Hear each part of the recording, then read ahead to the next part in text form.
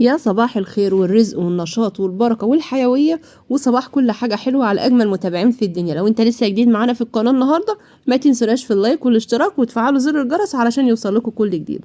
صلوا بينا على النبي كده يا ولاد. صحيت من النوم بدري كده على الساعة 8-9، لقيت المطبخ يضرب يقلب زي ما انتوا شايفين.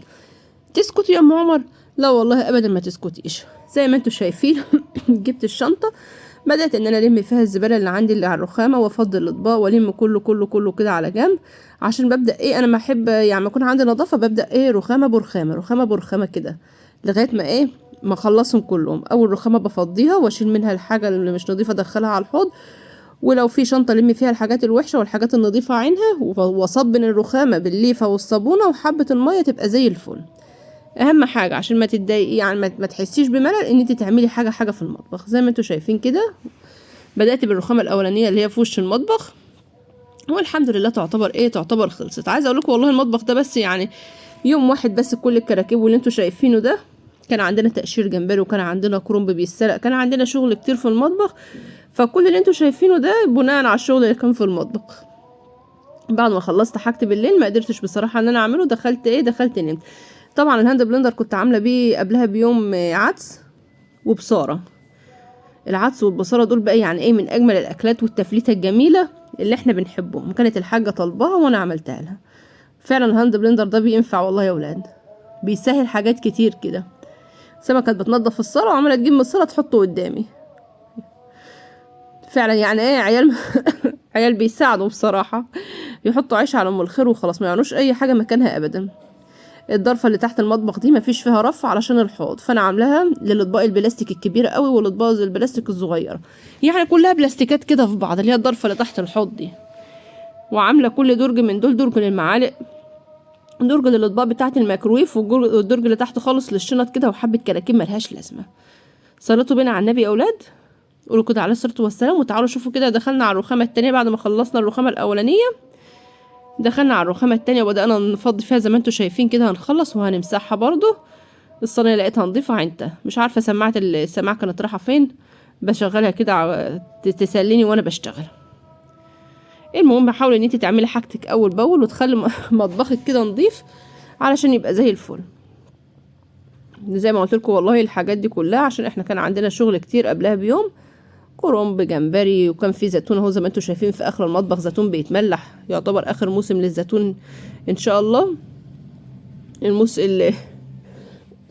الزيتون ده بتاع رمضان. شايفين بقى الاطباق البلاستيك الكبيره دي اللي بقول لكم عليها، اللي كنا شغالين فيها بقى للكرنب والحاجات دي والمصافي والحلل. واغسلي يا ام عمر، وروق يا ام عمر، ونضفي يا ام عمر. بصوا يا اولاد انا بدات ان انا اخلص اهو.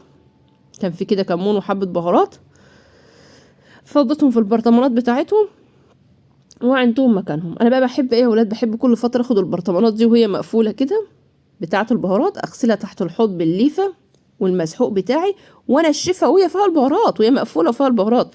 اغسلها من بره وانشفها تبقى زي الفل وبتلمع. على طبعا غسل الازايز وملاها ونولها لي وانا عينتها اهو. كل اللي في ايده حاجه بيعملها، وايد ايد على ايد بتساعد. زي ما قلت لكم كده خلصنا الازايز، خلاص اتملت واتحطت في التلاجة. والرخامه بدانا نفضي رخامه من هنا على رخامه من هنا. اهي الضرفه اللي بقول لكم عليها دي بتاعه البلاستيكات اللي تحت الحوض، لان مفيش فيها رف. لا مفيش فيها رف. لقيت حبه ملوخيه كده حلوين في التلاجة، استخسرت ان انا ارميهم عشان انا بحب الملوخيه سقعانه. حطيتهم في طبق صغير ودخلتهم على التلاجة كده. تقريبا ما عادش فيه اي اكياس ولا اي حاجه في المطبخ، كله اتلم كده. ما عادش الا على البوتاجاز كده. الصينيه بتاعه الفطار كان فيها حته فول، وحاله العدس بتاعت امبارح، والاطباق والحبشتكنات اللي انتوا شايفينها دي، والعدس والبصاره كانوا طفينا على البوتاجاز. وكان البوتاجاز برضو ايه عايز يتغسل. على فكره البوتاجاز برضو ما كانش بقاله كذا يوم، انا بغسله باستمرار على طول بعد المواعين. بس شايفين بقى العين اللي في النص دي والعين الكبيره، دايما العينتين دول عليهم ضغط وشغل، فالعدس طف مني والبصاره طفت مني. طبعا مش كل الناس يعرفوا البصاره ويعرفوا العدس. دي اكلات الحلوه بتاعت زمان، بتاعت ايه، بتاعت ماما ونينا والحاجات ديت، الحاجات الحلوه اللي احنا بناكلها. كنت حاطه السمك هنا يفك من الفريزر زي ما انتوا شايفين كده، احط عليه معلقتين ملح واسيبه على جنب، علشان بعد ما اخلص المواعين واخلص البوتاجاز نعمل حبه صياديه بقى ملهمش حل. الصياديه يا ولاد اللي هي الرز الاحمر والسمك الاحمر بالشوربه، دي من الاكلات الجميله بتاعتنا. كنا جايبين فوارغ يعني سمك كبير منضفينه، بيبقوا شايلين منه البطارخ اللي في القلب، فعشان كده اسمه فوارغ. وعينينه في الفريزر. وبما ان الدنيا سقعت بقى، فالساعة بتحب الحاجات دي، تحب الصيادية، تحب المحشي، تحب العدس، ايه الحاجات الجميلة دي كلها بتاعت الشتاء. وبدأت زي ما انتوا شايفين كده ايه نغسل المواعين حاجة بحاجة كده. طبعا كان يعني ايه كل البلاستيكات دي بتاعت الشغل اللي هو الكرنب والجمبري والحاجات دي. دايما كده وانتي بتغسلي لو عندك ريحة زفارة حطي مع حبة المسحوق وحبة المية حبة كلور صغيرين. كلور يا ام عمر؟ ايوه يا حبيبتي، حطي حبة كلور صغيرين، ما فيش فيهم اي حاجة خالص. اهم حاجة ان انتي تشطفي مواعينك كويس بس.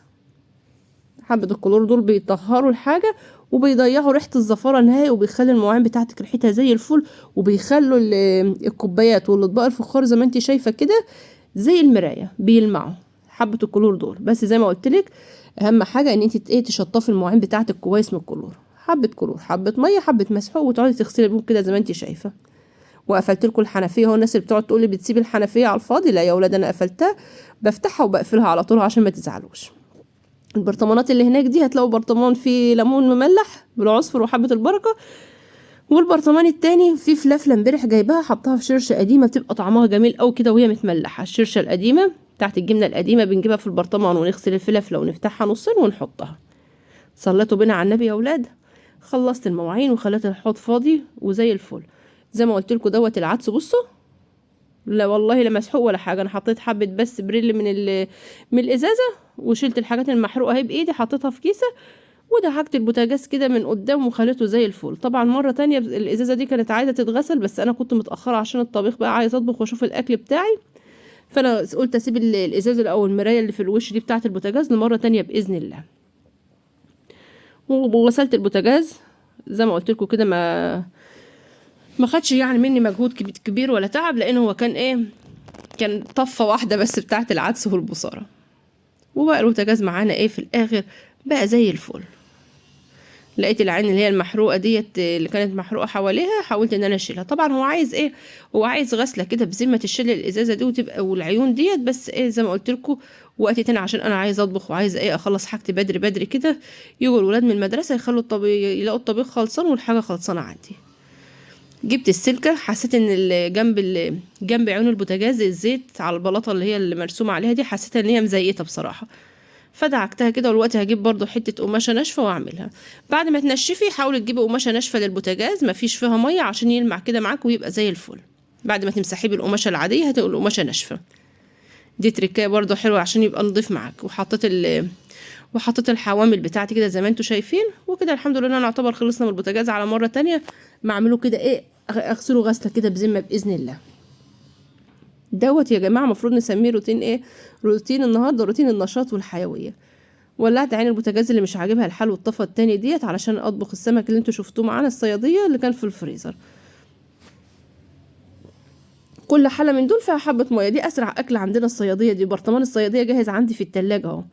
نص معلقه صياديه صغيره هنا ونص معلقه صياديه صغيره هنا، وتحط هنا حبه ملح وفلفل وهنا حبه ملح وفلفل، وتغطيهم وتسيبوهم يغلوا مع بعض كده. اهم حاجه حبه الفلفل يكونوا كتار شويه يا ولاد.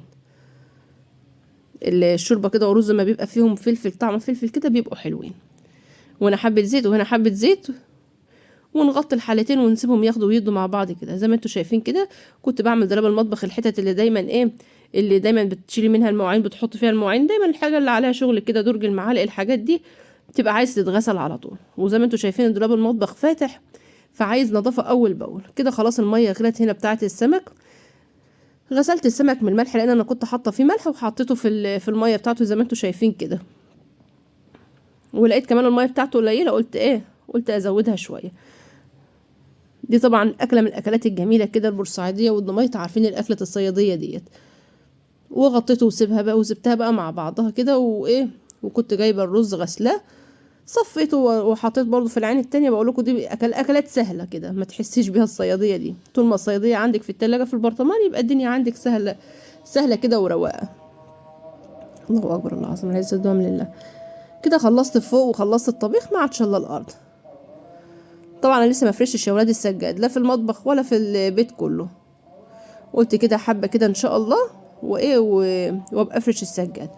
اللي انا فرشها ديت كيس مرتبه. انا لما جددت المراتب بتاعتي غسلت الاكياس ما رميتهاش، بيكون عندي حاجه في المطبخ بدل ما اقف على الارض بحطها كده في الارض، واقوم شغاله على كيس المرتبه دي. خلصت كنست ولميت الحاجه، وحبت كده معطر في الميه يخلوا ريحه المطبخ حلوه بعد ما تخلص، عشان ايه يجيلك نفس كده تقفي في المطبخ وهو ريحته حلوه. وتمسحي كده المطبخ تخليه زي الفل كده. طبعا المساحه دي خطيره يا ولاد، بجد بجد المساحه دي تستاهل، حلال فيها الفلوس.